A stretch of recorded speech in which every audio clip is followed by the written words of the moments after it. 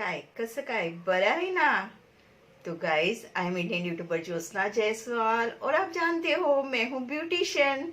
तो आज मैं शेयर करने वाली हूँ आपके साथ कुछ ब्यूटी के बारे में, मेरे पार्लर के बारे में। और देखिए लाइट झुक झुक होने लगी ना पार्लर की बात करते ही। पार्लर की बात करना मुझे बहुत अच्छा लगता है। तो गाइज, लॉकडाउन के बाद मैंने अपने पार्लर को किस तरह से बूस्टअप किया और मेरा बिजनेस मैंने कैसे बढ़ाया, उस बारे में छोटू सा वीडियो आज मैं बनाना चाह रही हूँ। तो करते हैं शुरू। ओके।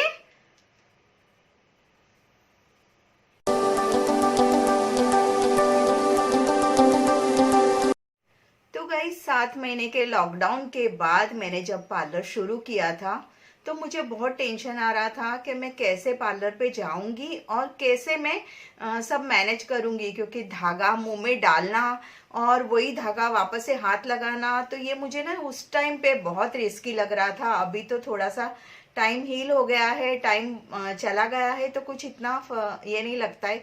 तो मैं सब दूसरे मेरे पार्लर वाले फ्रेंड्स से उनसे मैंने पूछा कि मैं क्या करूं पार्लर चालू करने से पहले। 7 महीना तो पार्लर बंद था। 7 महीने के बाद मैंने उनसे पूछा तो वो बोले कि थ्रेड को सैनिटाइज करते रहने का। पर सैनिटाइज करना और वही थ्रेड मुंह में डालना मुझे कुछ ठीक नहीं लगा। तो फिर ओके ठीक है, मैंने वो अपना आइडिया ड्रॉप कर दिया। तो मैंने सेकंड आइडिया अपना लगाया कि मैं पार्लर पे स्टाफ रखती हूँ और स्टाफ काम करेगा, मैं सिर्फ 1-2 बार विजिट करूंगी पार्लर पे। ओके, मैंने स्टाफ अपॉइंट कर दिया पार्लर पे और थोड़े बहुत क्लास के स्टूडेंट भी आ गए, तो उन लोग पार्लर चलाने लगे। पर वो पार्लर मतलब मेरे नाम से ही मेरा पार्लर चलता था, मुझे ना देख के लोग चले जाते थे।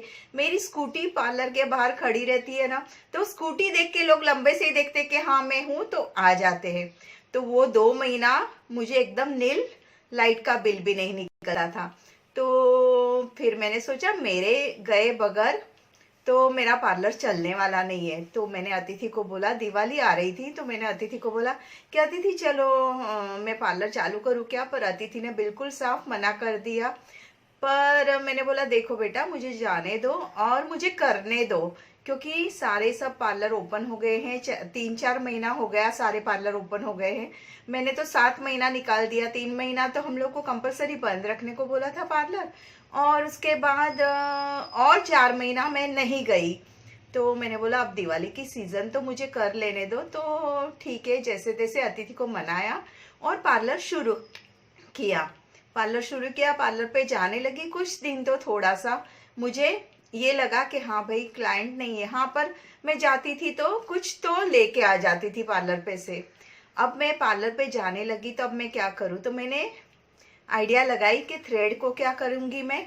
एक ड्रॉर खाली किया, उसमें मैंने 4 थ्रेड रख दिए। 4 थ्रेड रख दिए और वो थ्रेड नो मैं क्या करती थी, पहले तो हाथ में थ्रेड लेके आईब्रोज करते थे और फिर वो थ्रेड वापस दूसरा क्लाइंट आया तो फिर से हाथ में लेते थे। अब मैंने वो सिस्टम ही बंद कर दिया। मैंने क्या किया, थ्रेड को ऐसे पकड़ के, वो जो मैं पार्लर पे जाके आपको बताऊंगी कि मैंने कैसे किया, ऐसे पकड़ के थ्रेड तोड़ लेती थी और वही थ्रेड यूज करती थी आईब्रो करने में। और जो थ्रेड का वो था उसको मैं ड्रॉर में रख देती थी। तो ये रिस्क तो मेरा चला गया कि मुंह में थ्रेड कैसे लेने का, वो मैं पार्लर में जाके आपको बता दूंगी। फिर बिजनेस बढ़ाने की बात हुई, तो अब बिजनेस कैसे बढ़ेगा, तो सोच सोच के घबराहट होने लगी थी कि अब लोग तो पार्लर में आना डर रहे थे, क्योंकि कोरोना पार्लर में कितने लोग आते हैं, तो उसकी वजह से लोग डर रहे थे।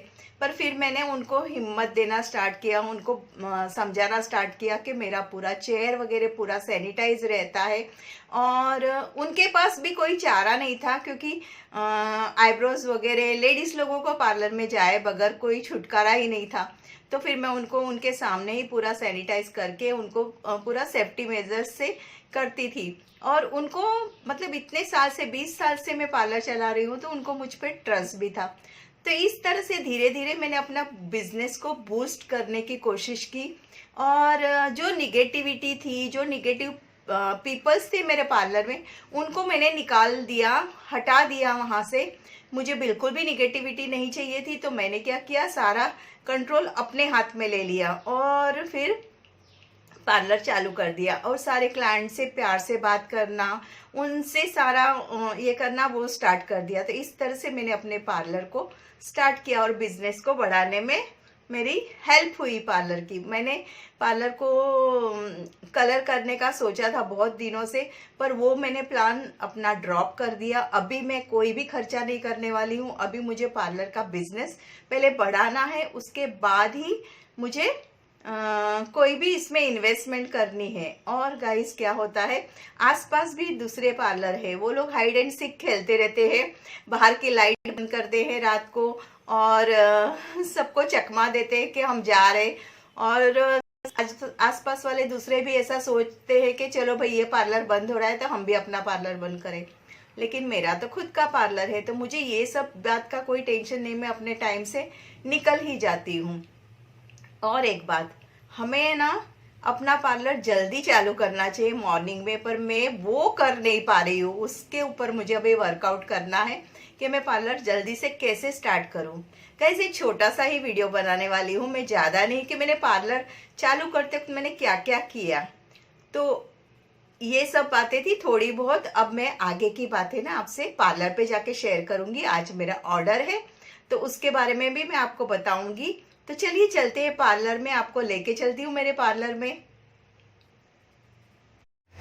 तो मैंने बोला था आपको लेके चलती हूँ पार्लर पे, तो आ गई हूँ मैं पार्लर पे। और पार्लर की बातें, पार्लर पे गाइस लिपस्टिक नहीं लगाई है क्योंकि मैंने अपनी लिपस्टिक सारी घर पे भूल के आई हूँ, तो अभी लिपस्टिक नहीं लगाई है। देखूँगी यहाँ पे पार्लर पे कुछ होगी तो मैं लगा लूँगी।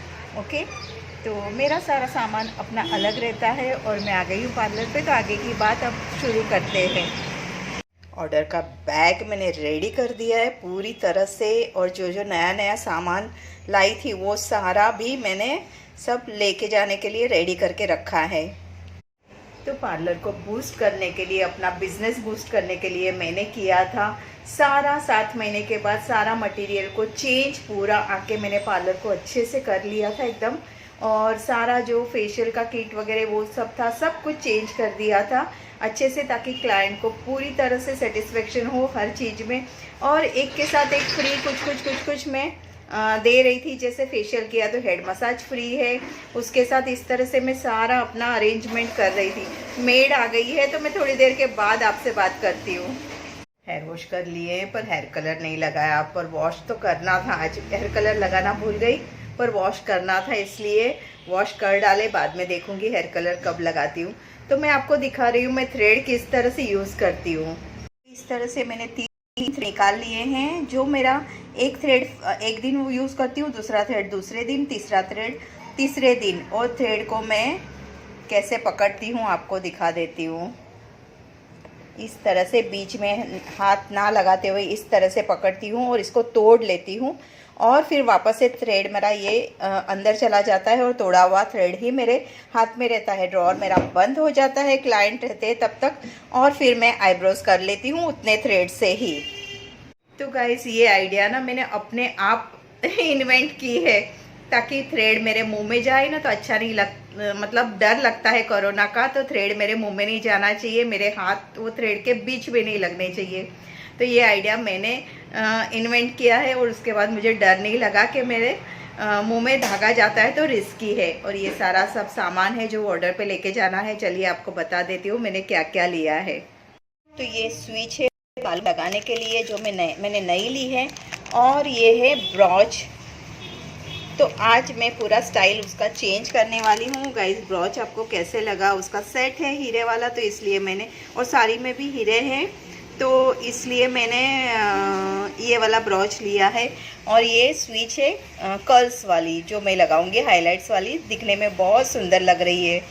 नल का आवाज़ आएगा गाइस क्योंकि मेड काम कर रही है। ये है क्लाइंट की मम्मी को लगाने के लिए, उनको ज़्यादा हैवी और वज़न वाला नहीं चाहिए, तो मैंने एकदम लाइट वेट वाला बालों में लगाने के लिए लिया है, ताकि उनको ना बाद में वेनी लगाना है, ट्रेडिशनल वेनी, तो इसलिए उनको हैवी ना लगे, तो इसलिए मैंने ये लिया है। और हर ऑर्डर के लिए ना मैं न्यू लेती हूँ, और सबको पता है मैं बहुत अच्छे से तैयार करती हूँ, तो लोग मुझे मतलब ऑर्डर देने में हिचकिचाते नहीं हैं। और मैं फिर पैसे का विचार नहीं करती हूँ और कंजूसी बिल्कुल भी नहीं करती हूँ ऑर्डर लेते हो।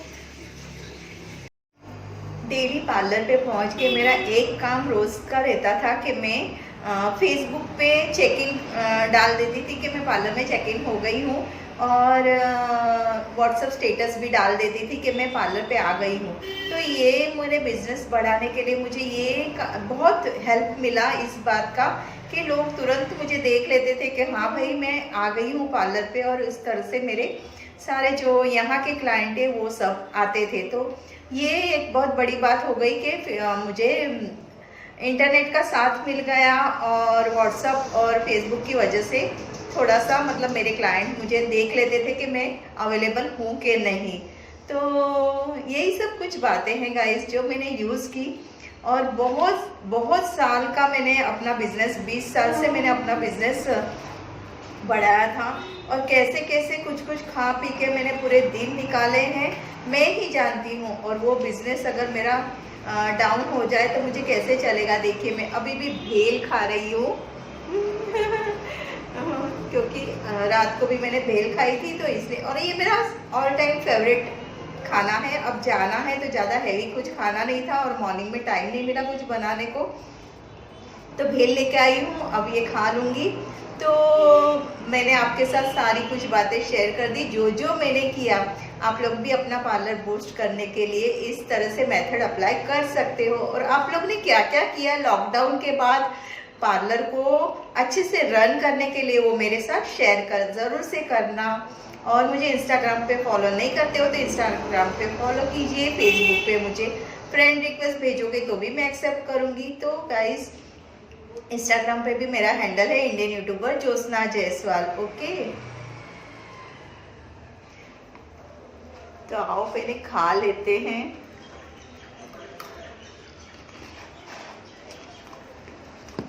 आप लोग भी खा लीजिएगा गाइस। तो गाइस ये थी मेरी कुछ एक बातें, पार्लर को किस तरह से मैं रन करती हूँ और किस तरह से मैं ये करती हूँ उस बारे में। तो अगर आपको ये वाला वीडियो अच्छा लगा तो लाइक शेयर एंड कमेंट ज़रूर से कीजिएगा। और जैसे जैसे मुझे याद आएगा मैं क्या क्या करती हूँ पार्लर का बिज़नेस आगे बढ़ाने के लिए, मैं आपसे शेयर करती रहूँगी। तो मेरे ब्लॉग के साथ बने रहिए और मिलते हैं नेक्स्ट वीडियो में। Bye bye, love you guys.